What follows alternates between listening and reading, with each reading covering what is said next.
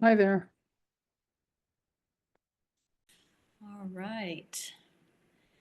Good evening and welcome to this month's webinar, Brain Breaks, Why Brain Breaks Matter in the Classroom and How to Use Them, presented by the North American Cambridge Classics Project and sponsored by Cambridge University Press.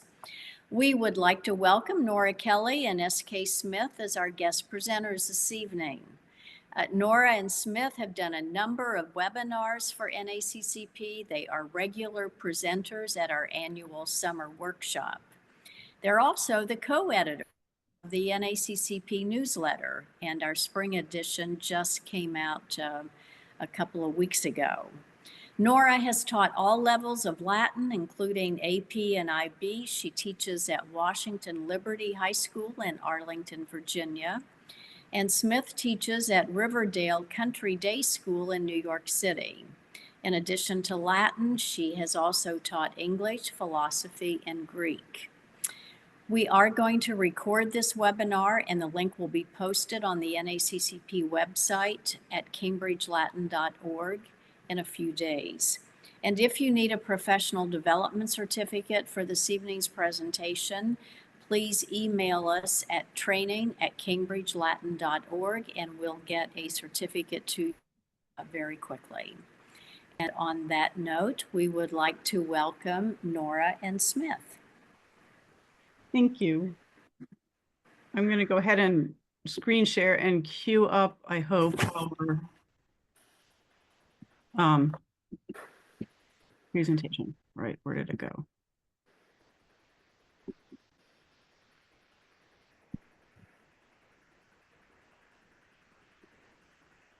Oh, I have to agree. Okay, there we go. Okay, we're set.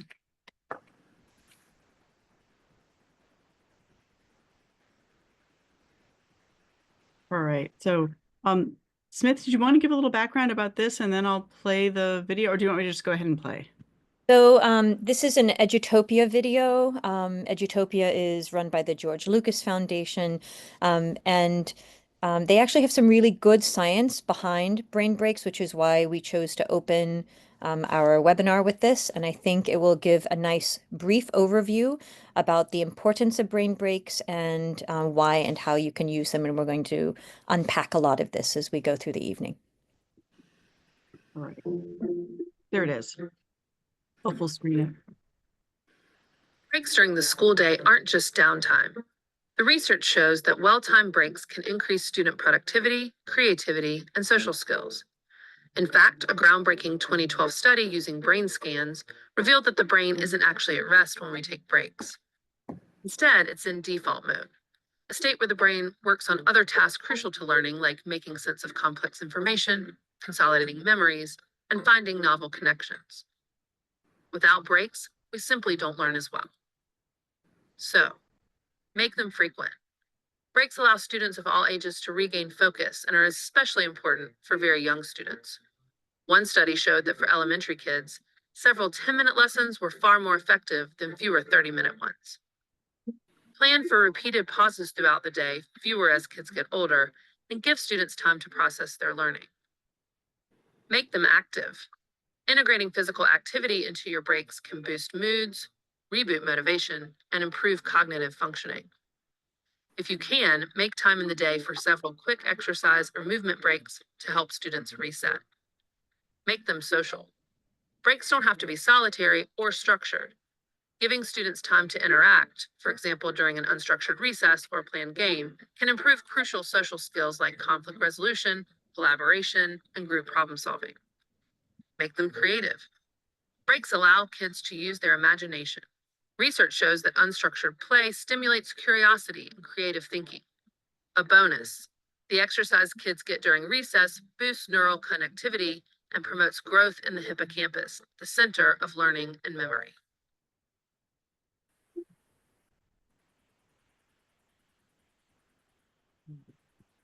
So just a quick recap on that video while Nora brings us back to our slideshow is the importance of making brain breaks frequent so that they're happening on a routine basis in your classroom. It's not that you do them once first semester and then one second semester and feel like they're done.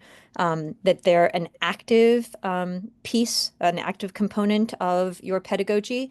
And that doesn't necessarily mean it's all about movement, and we'll talk a little bit more about what that means.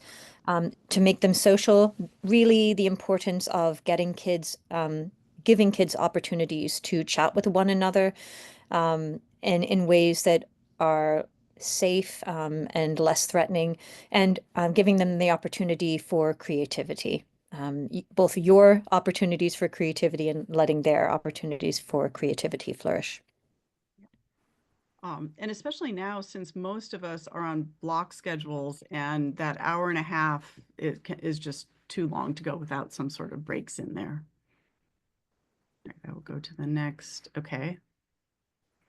Okay, so Go ahead. sorry, Nora. No, no, go.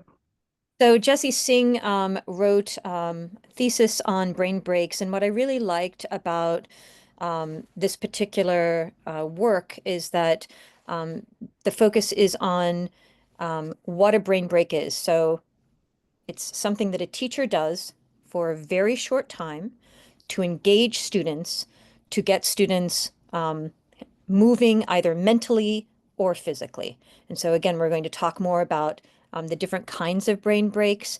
And when you click on these, you'll have access to this. We'll put this slideshow in the chat for you so that you can follow along afterward and click on all the links to your heart's desire. But Singh also talks about the three different kinds that we go through as well. And one of the things that I really liked is that there's kind of a nice amount of attention to each of the brain breaks. All right. And so I think a lot of teachers, myself included at times, there's sort of barriers to implementing them. And one of them is like, oh, I don't have time. We've got to get through this curriculum. And yet, and I think a lot of people also think of them as being more time consuming than they have to be. So even just a very quick, like 5 minutes can do a lot. So they really are supposed to be short, and you can fit them in, and it will actually improve your students' attention to the curriculum. You'll probably be able to go faster. The other thing is like lack of teacher confidence. Sometimes you feel like, oh, I don't know how to do this. But that can actually be a great thing to model for students and just share like, hey, I'm going to try this thing. I've not done it before, but let's give it a shot. We'll have an example of that later with the counting thing I did with my students.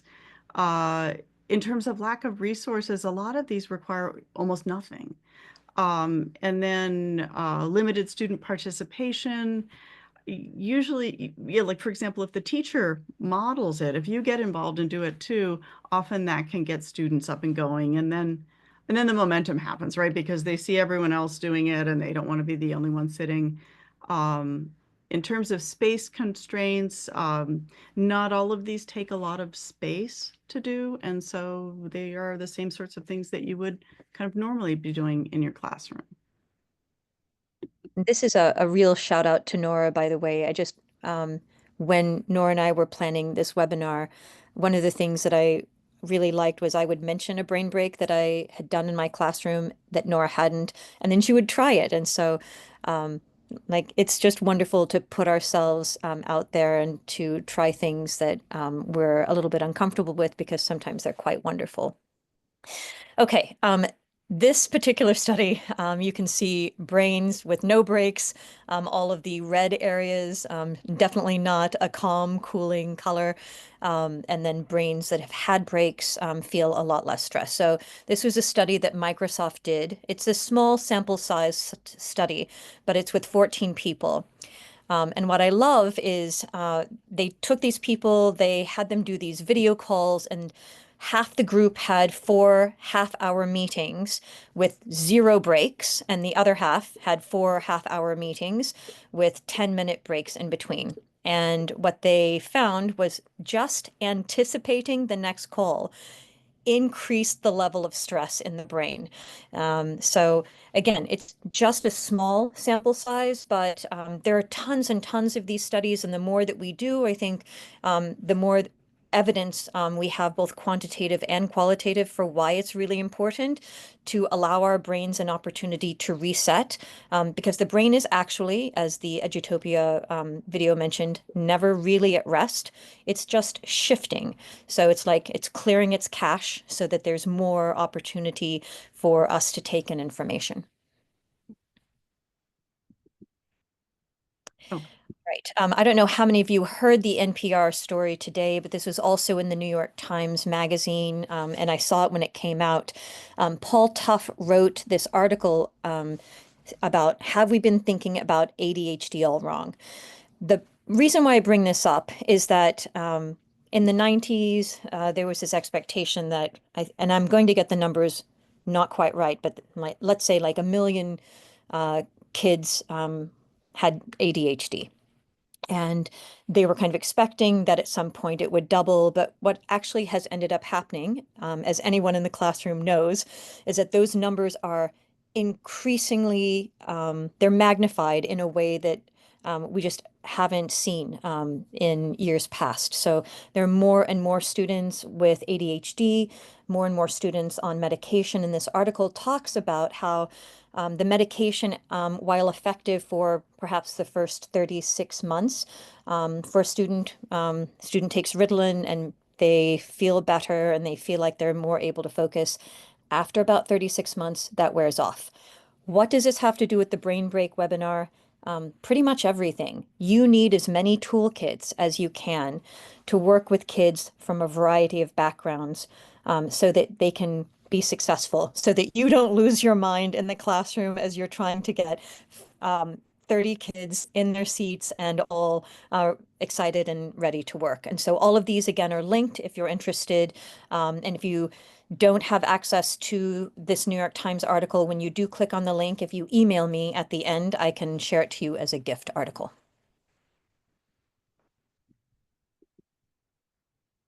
Okay.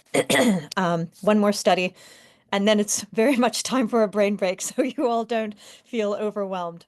So this was a study done in 2021.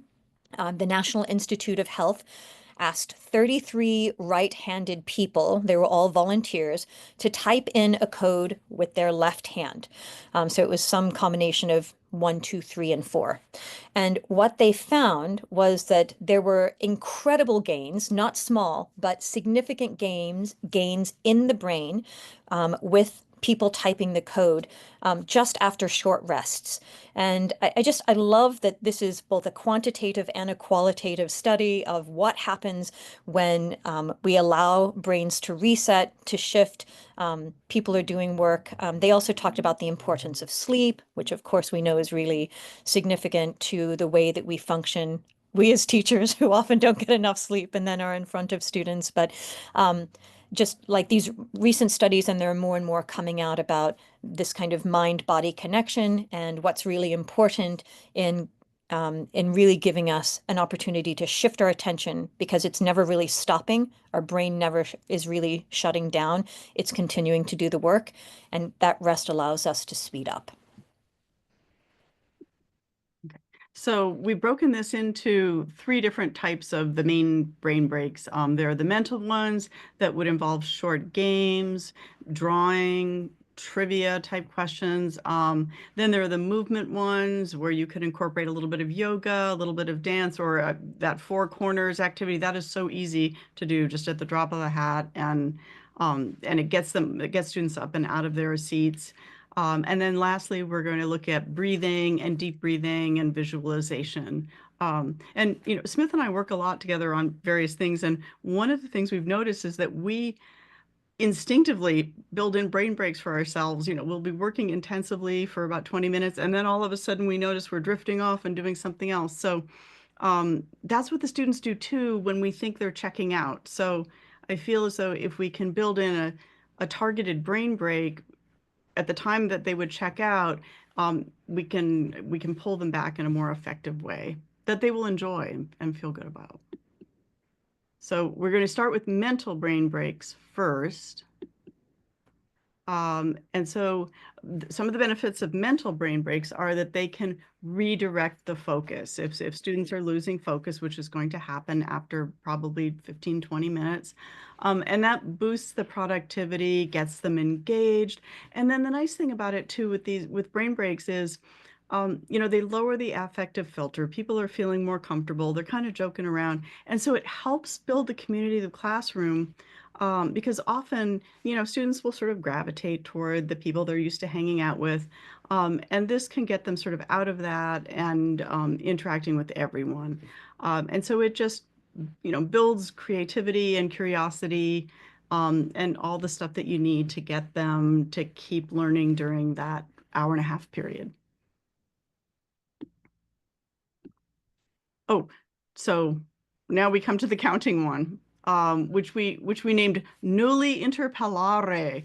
And so the rules, and this was one Smith told me about it, and I was not familiar with it. Although when I mentioned it to my students, some of them said, "Oh yeah, we've done that in other places." But I think a lot of times they do these things maybe more in elementary school. I teach high school, and it's very beneficial for all ages, and they love it. So the whole idea is that you're not supposed to interrupt, and no two people can say the number at the same time. So it helps to have, if everybody closes their eyes, shuts off the light, that creates a quiet environment. Um, we're thinking, like, if they're not that familiar with it, you could write the Roman numerals on the board or a sheet, and then they can close their eyes. But a lot of my students already know the numbers. And then you have this predetermined sequence. You're going to get through 10 or 1 to 100 by tens, counting backward. That's kind of advanced.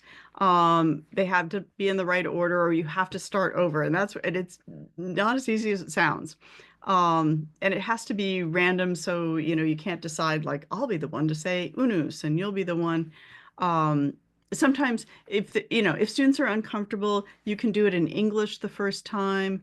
You can include other languages, and there are also other lists that you can use. But I'm going to go ahead and click on it. Hopefully this will work. Yeah, and the other list could be things like months of the year. Please don't use Yeah. declension charts with it. Like, give the kids a break. So but you could do, yeah, months of the year in Latin. Okay, here we go. It's just very short. I think it's loud enough. Okay. What did I do? Oh, there we go. Unus. That's me. Unus. Ah, Unus. Unus. Quattuor. Unus. So you can Unus. Ah, unus. Let's see if we can get to 10. All right. Unus. Trace. Ah, oh well. Close enough. so you can hear them starting over that reset, so that every time two people talk at the same time, they have to start over. It is the best way. If kids don't know their numbers, they will learn it super easily, and you just don't have to think about it. It's super fun. you can do it at the drop of the hat. So if you see people flagging, this is a quick, easy way to sort of change the focus. And they had a lot of fun with it. That was a small class, and so we were thinking, if you had a big class, you could probably have two different circles going, and you could make somebody the dukes, and it could work out that way. Can I ask one clarification? How do Yes. they know when they're supposed to speak or they don't? They don't. That's the whole point. And So if in other words, any two people could be about to call out Trace. mhm. Okay. And so that's go ahead, Smith. sorry, that's when you start over. So like Now. unus duo trace quatuor, right? And so at some Mm. point at some point perhaps they will get to 10. Sometimes kids try to be savvy and they try to like I'll be 8, right? And so but whatever. It's then when that happens, you shake it up a bit. It's like, okay, 10 to 100 by tens, go. Yeah, and it's really full of like grins and giggles, and it's lovely. Okay, so Beering's piece I liked a lot. Beering is one of the few researchers and writers who not only ID'd all 3 kinds of brain breaks that we are talking about, so mental, and we're going to talk about movement and breathing brain breaks, but he also spent, I think it's a he, I might be wrong, but Beering also talked about how the importance of brain breaks is unpacked in different kinds of research. A lot of brain break research is really focused on movement, and so I like that there's a lot of attention to this. Nora, do you want to just go through what you found interesting in this particular passage? Oh, in this one, well, I guess because if you plan them, it was about the planning that I think can help, right? Because if you if you feel awkward about doing a brain break or you don't know how to do it, if it's part of your lesson and you know you're going to get to that after a certain portion that you're doing, it makes it a lot easier. And it really does help the students focus and feel calmer, which makes a big difference because they're very stressed out. I have high school students who are so stressed out, worried about college, worried about everything else that building in some of these, like I've done more of them recently since we started doing this. And I've noticed a big difference in their mood. And hopefully I'm thinking, they leave my classroom in a better place to learn their next subject. It's really nicely said. The next piece is just a little bit more science behind brain breaks, and I think, really nicely tied into the Cambridge Latin course. So when you use mental brain breaks, according to Mueller and the other authors of this work, it has had profound positive impacts on reading comprehension. And it wasn't just reading comprehension with little kids. They have information about undergraduates and improved reading comprehension scores. Um, Pre-K students had elevated vocabulary from mental brain breaks. Elementary school kids had an increase in their grades from reading comprehension. I will say as a caveat, these studies weren't standardized. They were largely done in classrooms by teachers. And so you've got that. But I think that there's such a wonderful bit about like, why should we do it? It really does. If you take the time to plan in a brain break, you're going to find that it's not a waste of your instructional time. It actually makes your instructional time multiply. And the other little bit in this piece, and you can click on the link, is not only does it improve comprehension, it improves student self-esteem. So you see both of those things going up. Yeah. And self-esteem that's happening in a way that isn't comparing themselves to someone else, but is happening internally, which is kind of nice.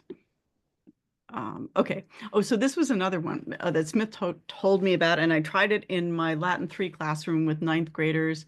And it was a lot of fun because it's a pretty big class, and I have some guys who are not that strong in their Latin, and so they tend to check out, and it gave them something to do that the playing field was even, and they could be a little bit goofy, and it was a challenge. So it ended up being really good for the whole class. So what I did was I just thought of animals, and I put them on like little 3x5 cards and got the students into groups of 2 with their friends, and handed them a card. The one person saw what the animal was, the other didn't. They're back to back.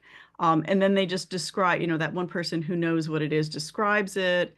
And, like, I don't know, draw 2 ears that are pointy, that kind of thing.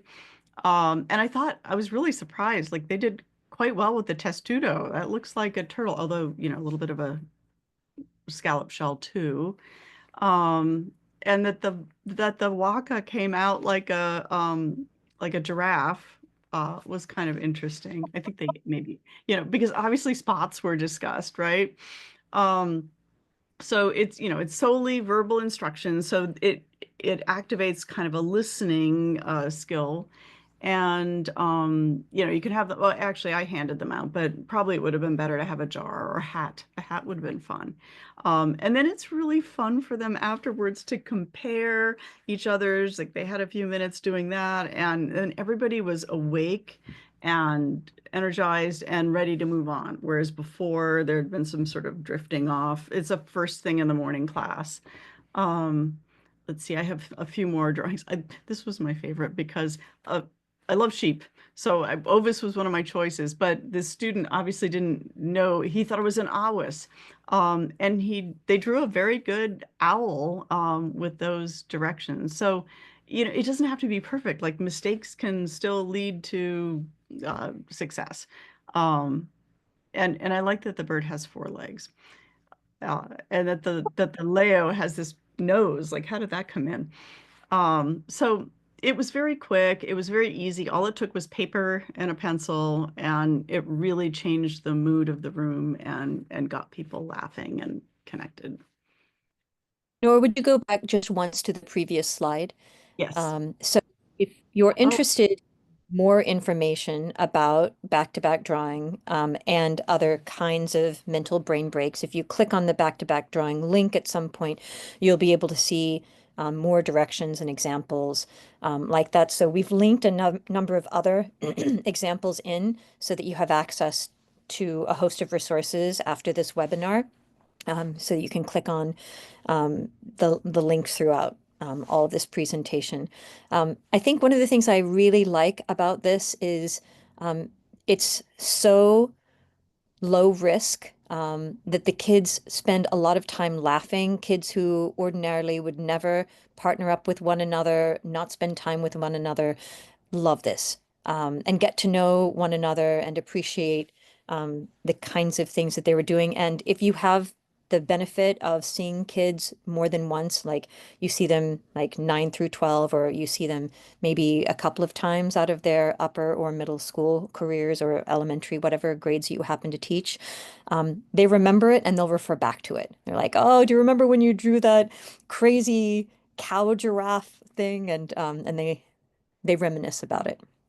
So and the we one can, thing oh, sorry, that I forgot to mention too is the choosing the roles, because that adds an element. I do this with a lot of things in class, and I'll just come up with these questions like, who most recently ate a vegetable? And they have to just, or who ate something orange, or who heard a bird, or, and it gets them talking, and it's kind of funny, and then it makes it random in terms of who goes first. But I enjoy it. So, and I'll ask the students like, what should the questions be? And then it gets them involved too. And they have some good ones.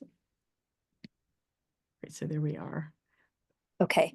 So a little bit of the science behind mental brain breaks. This is another little piece on doodling and why doodling is particularly important. We're going to talk a little bit about this both as a brain break and then just doodling in general, because it kind of expands beyond like the sanctioned brain break. Nora, if you will click on this video and cue us up to about 3 minutes, Sunny Brown's going to talk to us about the importance of doodling and how we should reconsider the value of doodling In in 2005. Getting there, 301. All right. And here's the truth. Doodling is an incredibly powerful tool, and it is a tool that we need to remember and to relearn. So here's a new definition for doodling, and I hope there's someone in here from the Oxford English Dictionary because I want to talk to you later. Here's the real definition. Doodling is really to make spontaneous marks to help yourself think. That is why millions of people doodle. Here's another interesting truth about the doodle. People who doodle when they're exposed to verbal information retain more of that information than their non-doodling counterparts. We think doodling is something you do when you lose focus, but in reality, it is a preemptive measure to stop you from losing focus. Additionally, it has a profound effect on creative problem solving and deep information processing. There are 4 ways that learners intake information so that they can make decisions. They are visual, auditory, reading and writing, and kinesthetic. Now, in order for us to really chew on information and do something with it, we have to engage at least two of those modalities, or we have to engage one of those modalities coupled with an emotional experience. The incredible contribution of the doodle is that it engages all four learning modalities simultaneously with the possibility of an emotional experience. That is a pretty solid contribution for a behavior equated with doing nothing. This is so nerdy, but this made me cry when I discovered this. So they did anthropological research into the unfolding of artistic activity in children, and they found that across space and time, all children exhibit the same evolution in visual logic as they grow. In other words, they have a shared and growing complexity in visual language that happens in a predictable order.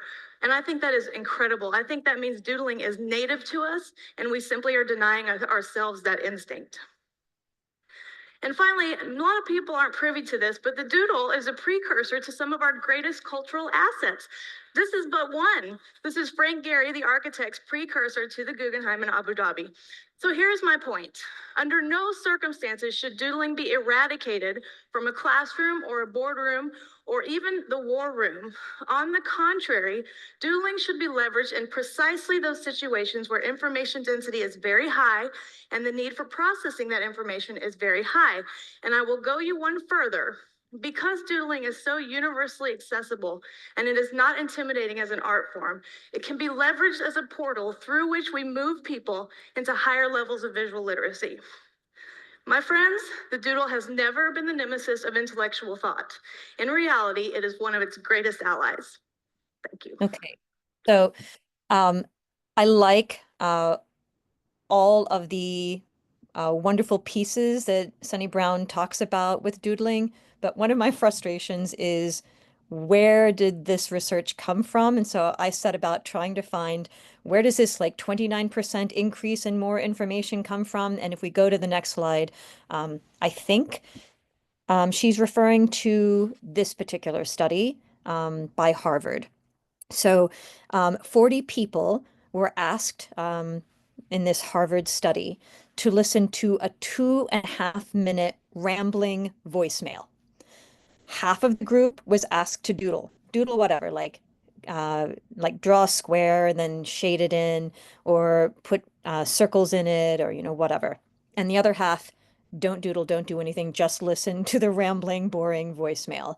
And this is where I found that 29% increase. So the people who doodled were able to retain 29% more information than the people who didn't. And it was just a boring voicemail. And I'm thinking about how our kids listen to us are like, oh, this boring teacher. But like, if you allow your kids to doodle, they're actually taking in information that they probably think your voice is boring. I know that they think my voice is boring, but don't underestimate that they're actually pulling in things when you think that they're just ignoring you and drawing stuff on paper.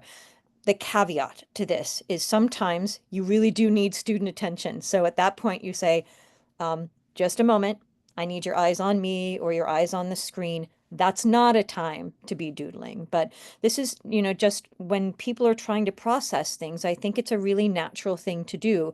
And I think there are 3 reasons that the Harvard study indicates. I'm sure there are others, but these really struck me. One is when we are bored, we have a tendency to fidget. It's a really natural thing in a fight or flight response, and the doodling can allow us an outlet for that. Number 2, it really does reduce strain on the brain, and the harder the mental task we ask of students, the more we do need to grant them the grace and space in which to alleviate some of that strain. And it improves focus and it relieves stress. So I think those 3 things are worthwhile to give kids an opportunity to draw squares or circles or hearts or flowers or whatever it is they want to draw on paper. And as a Latin teacher too, I think I often lose sight of how hard Latin is for students who don't know it. I know it. And so I lose sight of the stress that it is trying to figure out these vocabulary words, how it fits together. And so building in these mental brain breaks can really help, alleviate some of that and open up some space. Hey, I love this. I came across this not long ago. Maya Angelou was interviewed by Noah Charney in the Daily Beast, and this is an older interview. Of course, you know, she's not alive any longer, but um, Maya Angelou talked about her process as a writer, and she said, "I have a big mind and a little mind." And the big mind for Maya Angelou is basically the mind that um, does all of her writing. The little mind is what happens in between her composing of poetry or the longer texts that she's written. So she would do crosswords or she would play solitaire. And I really think about like that little mind is her brain break mind. Like she knows it, she internalized it. And the fact that her grandmother taught her about brain breaks and that she employed them as a writer and she used them so naturally is so lovely to me. The fuller interview is linked if you click on the picture. And I also noticed too, like we're a school, all the students have laptops, and often they will make their own brain breaks and do like crossword puzzles and solitaire. I see a lot of that on the screens when there's sort of a transition time. So it's kind of nice to see that they gravitate toward the little mind too. Okay, so we're going to talk about movement brain breaks, which I think is the one that most people think of when they think of brain breaks. And they think of getting up students up and moving and awake. And it has its purpose, but it can also, well, we'll talk about it, but it also doesn't necessarily lend to focus. I hope I said that. So I thought it would be really important to start off with a study about movement brain breaks in the college classroom, because as Nora mentioned, we often think that movement and brain breaks are synonymous with one another. And we also think, as the Edutopia video kind of highlighted, movement brain breaks are for little kids. So this was a study done with with adults in college classes, and they really just talked about how having a little break in the middle of a lecture was so beneficial. So they not only enjoyed it, but it improved their attention during the lecture. It helped them get an opportunity to engage with peers rather than just sitting in their seat, taking in information and then leaving. So it builds some kind of community. And you know, not everybody was happy, but it was a really small portion of people who didn't like to have a break in the middle of a lecture. And so I thought that was really interesting because, again, like I think we think brain breaks are for little kids, brain breaks are movement, and they're actually for everybody.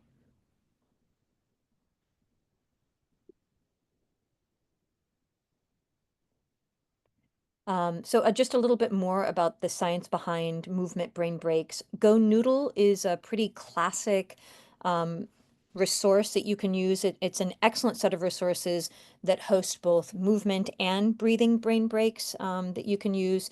If you click on the Cool Time Llama song, you'll see that host of resources available. My students very much know Go Noodle, but it's I think the important thing to remember is that learning is just such a wide array of things that is not just in our head, right? Like when we are learning with our body, when we experience things physically, it really sharpens the connection between what happens mentally. Okay, this is one of my favorite brain breaks. I picked this up at an ACL, back when ACL used to say bring in hard copies of a lesson or a project and swap them, and I still have this in its little plastic folder from many, many years ago. And I've scanned it in, obviously, since then. I don't know who did this. There was no name attached to it. So whoever this is, thank you. I've used this again and again and again. Um, it's an easy way to do oral Latin with students, for them to internalize the imperatives or vocatives, to listen to body parts in Latin, verbs that they maybe have had a harder time with in the context of stories that they're just still not getting it. And you can connect this work, these kind of yoga pieces, to the counting, the nulli interpolare activity that Nora talked about as a mental brain break. So you can tie a couple of these together. I consider this yoga brain break a movement slash mental slash breathing brain. It's like everything together. Nora, would you just click on the picture just so people can see? There's a host of like Fakiamos Yogam activities that you can do. So the status frutex, excuse me, status frutex, and then you can just scroll down. There's the dog, downward facing dog, or is it? No. That's right. I love the stick figures in here. I think they're quite charming. Oh, Pons Subliqueus, that's very nice. Yeah. The pretzel. So super fun, and you can take them, steal them, make them your own, which is exactly what I've done. Okay. Okay. Okay, and then there's always the classic dance, but which I didn't know about. But in my class, we had been doing silent ball. I didn't know if people are familiar with that, but you get into a circle, you can't make any noise, which is kind of nice when you want to break from noise. Because another thing with these brain breaks too is that teachers need them. I find myself coming home from the day exhausted a lot of the time, and I think it's from like being overstimulated and having to do all these things one right after the other. So it's kind of nice for teachers as well to do the brain breaks. So silent ball worked well that way because I needed some quiet. But I was asking my students, what else can we do? Because, you know, we need to shake it up a bit. And one of my seniors was like, oh, do dance party. And I'm like, what is that? And so I went and I looked it up on YouTube, and it's definitely geared toward little kids, right? But it's so ridiculous and over the top that it kind of removes the inhibition of this. Like, it's so silly that it's not embarrassing. So I don't know. Should I click on it, I Smith? think I think it's time for us to have just, a 30-second brain break. So Okay. we can all do a little dancing. It is All right. 7, so This guy is nuts.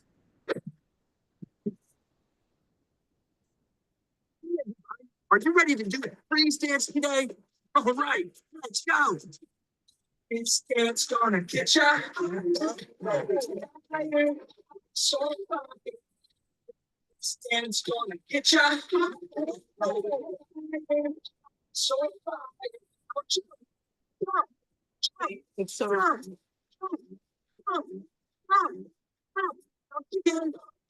everybody can do that. We'll see what the next one is.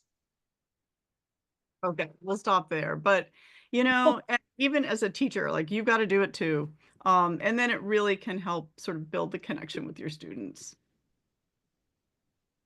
Uh-oh. oh, just go back to slideshow. Okay, no, I thought suddenly everything got silent and I thought, oh no, did I turn off the Zoom? I did not. Okay. You did not.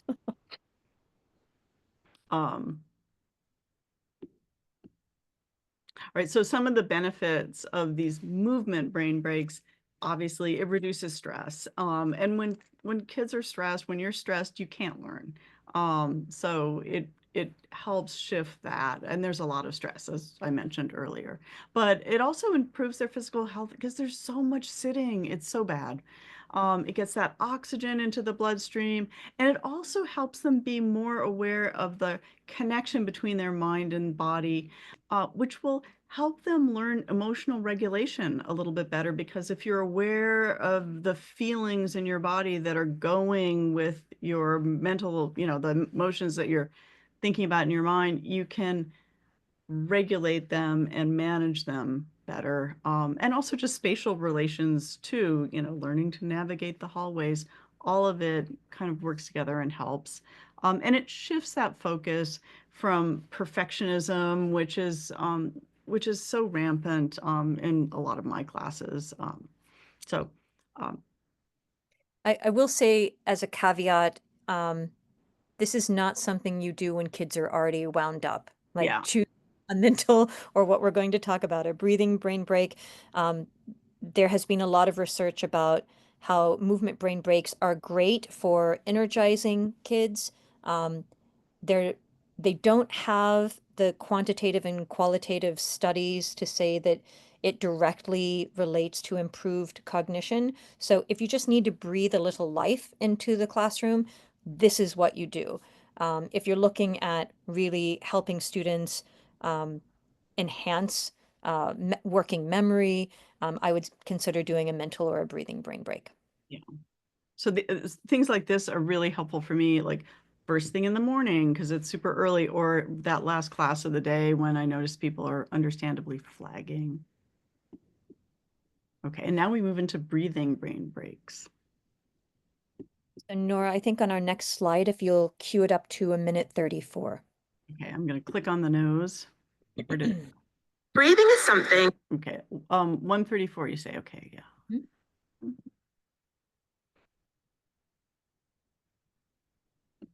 Okay. Difficult challenge, whether psychological or physical, your sympathetic nervous system, one branch of the autonomic nervous system, gets triggered. The sympathetic nervous system prepares your body for action, that fight or flight response, which makes your heart beat faster and opens up your airways so you can breathe more easily and take in more oxygen. However, how we breathe can actually trigger this fight or flight response. For example, when you're feeling nervous or anxious, you tend to tense up and your breathing can start to become more rapid and shallow, known as hyperventilation. You may even hold your breath. If we're breathing under stress over long periods of time, cells in the brain and the body don't get the oxygen they need and can't work as efficiently. The brain is an organ with one of the highest oxygen and glucose requirements. Therefore, this sort of hypoxic state can cause problems with brain cognition, making it harder to focus. Think of freezing up before a presentation. This is why in stressful situations, people are often told to slow down and take a deep breath. So even though breathing happens automatically without us even having to think about it, we can override that to control our breathing voluntarily. This means that we can control the quality of our breathing. Changing the air pressure inside the lungs is one of the main ways we can alter breathing and increase oxygen levels. For example, slowing down the breath and taking deep breaths into your diaphragm increases the pressure of oxygen in the air sacs, making it easier for oxygen molecules to move into the blood via the capillaries. Increasing oxygen levels activates the rest and digest branch of the autonomic nervous system, called the parasympathetic nervous system. Activating the parasympathetic nervous system creates a sense of mental calmness and counteracts the effects of stress and the stress hormone cortisol. There have been numerous studies on how breathing patterns affect emotions because emotions and the way that the body responds are very interlinked. So typically, if you're feeling angry or stressed, your breathing will be more shallow and rapid. On the other hand, if you're feeling content and happy, your breathing will be deeper and slower. However, research has shown that controlled breathing can in turn also impact our emotional state. While emotions are complex and often overlapping, new research has shown some promising evidence for how changing your breathing could actually actively influence brain activity associated with perception, cognition, behavior, and emotion. It's important to note that there are many different techniques of deep breathing, so find one that works for you. Deep breathing may also not be suitable for those who experience shortness of breath, anxiety, or panic attacks, or have heart conditions. So please practice mindfully and consult with a healthcare professional if you have any questions. I'm Dr. Yolande Pierce, and thank you very much for watching.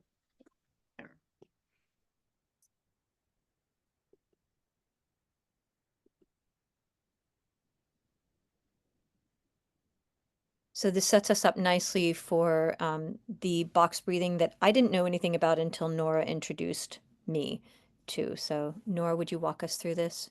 Yes, I will.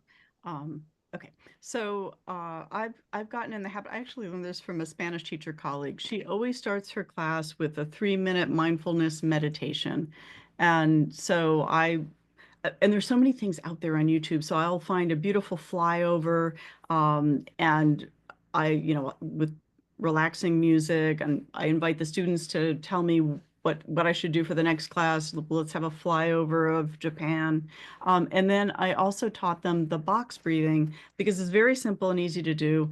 And I liked to do this one because it's the Navy SEAL method. And so I feel like, hey, if Navy SEALs can use this to calm down, we can do it too. So the idea behind it is that you're going to breathe in for a count of 4. And some of you may be familiar with this. You breathe in to a count of 4, and then you hold that breath to a count of 4, exhale to a count of 4, and then stop before inhaling for a count of 4, and then it just keeps going. Um, and and the nice thing about it too is like you can do this anywhere. Nobody can see you're doing it. So I always tell my students, like, if you're tense before a test, you can do this. If you're tense in the middle of a test, if you're tense before performing the play. So let's give it a shot. I'll see if I can do it in conjunction with them. And sometimes it's nice to have the visual at first. So it's important to breathe in through your nose. So your mouth is closed. It's nice to have the music in the background. That helps as well. So you would get ready. Okay. Go. Okay. So breathe in, 3, 2, 1, hold, 3, 2, 1. Breathe out, exhale, and then hold, 3, 2, and then do it again. And keep going around. This one is kind of fast, but some people might like it faster. I like it a little bit slow. But everybody can do it at their own pace. And it really does work because I've done it myself on a number of occasions when I'm feeling tense. I don't feel like doing the box breathing, but then I make myself do it and I realize, oh, I feel much better. So it's very easy, takes no materials, and you can do it at any time very quickly.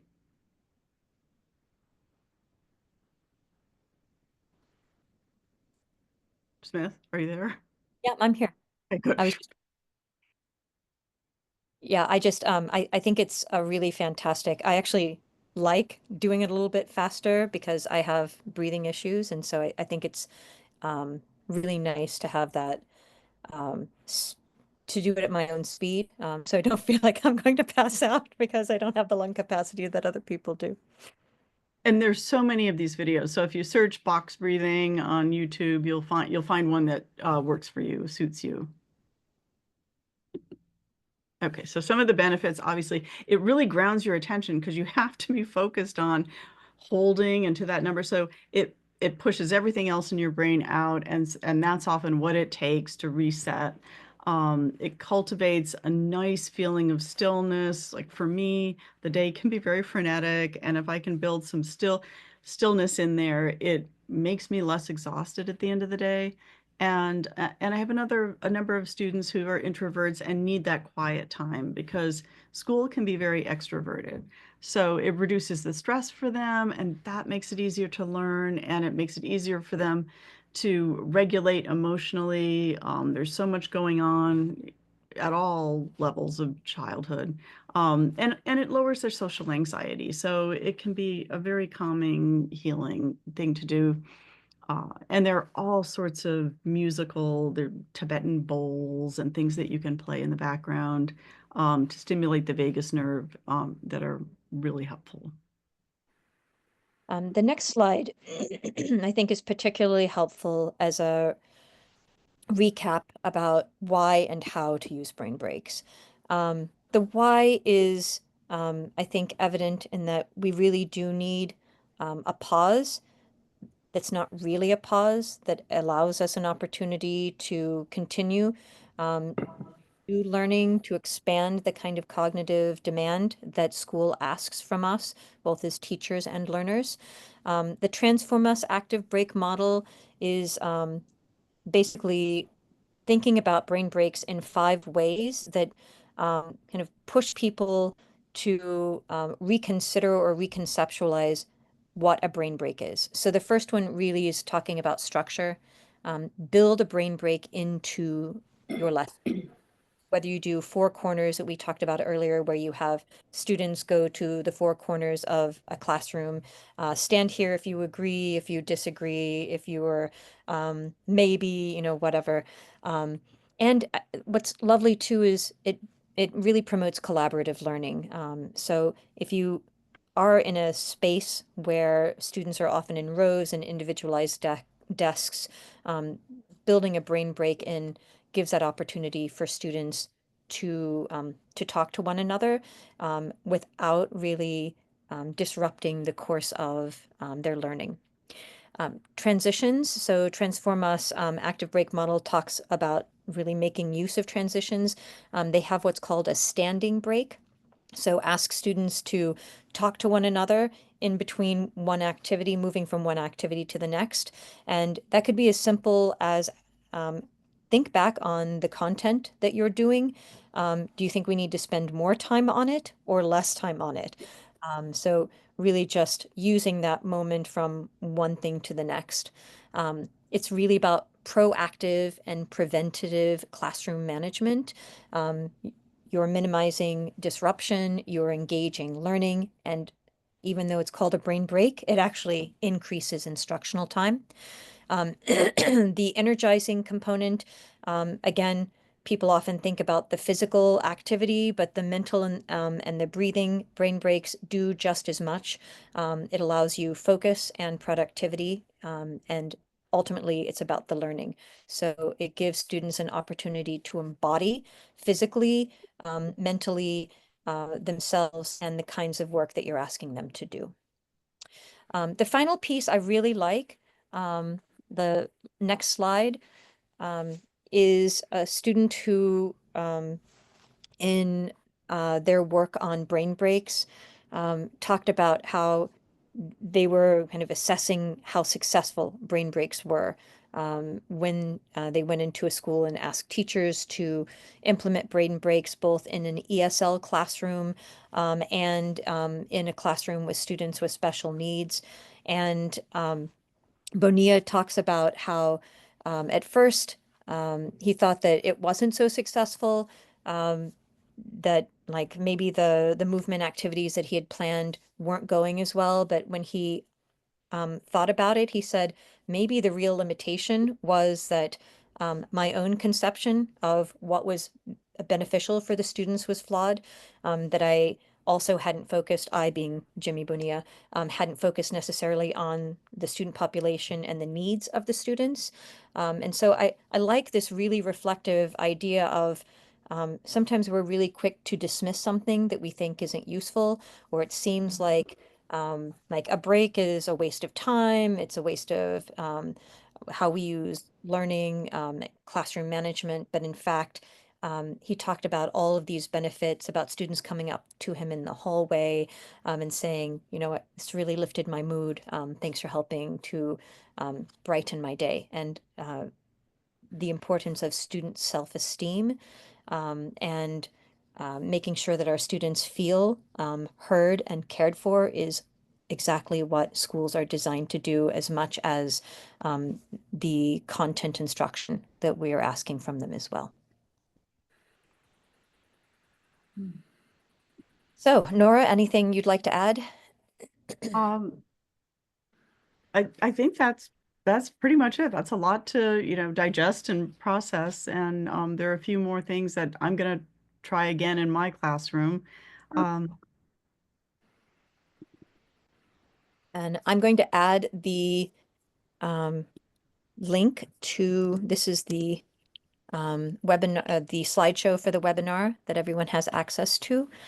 So please feel free to email us if you have any additional questions or you'd like to share with us how you feel brain breaks are working in your classrooms. Thank are you there- very, very much. Fascinating. I think you had enough examples. There's something that everyone can give a try in their classroom, and just depending on who's sitting in front of you and what you're doing, but that just makes so much sense. Thank you both. Excellent presentation. Thank you. Thank you, everyone. Thank you. Have a good evening, and as a reminder, if you need a certificate, email training@cambridgelatin.org. Thanks so much and have a great evening. Good night. Good night.